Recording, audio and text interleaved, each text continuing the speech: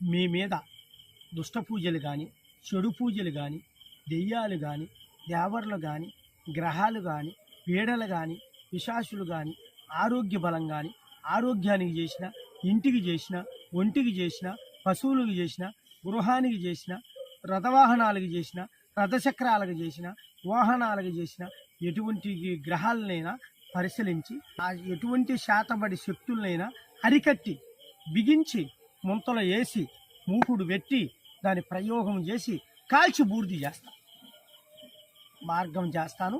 నాకు ఒక్కసారి ఫోన్ చేయండి. ఫోన్ చేసి మీ సమస్యలు ఏమిటో, మీ సతమతం ఏమిటో అన్నీ మీరు కనుక్కొని పరిష్కారం చేసేస్తా.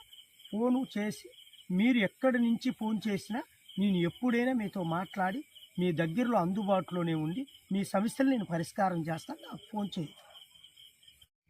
ఓం నమః శివాయ.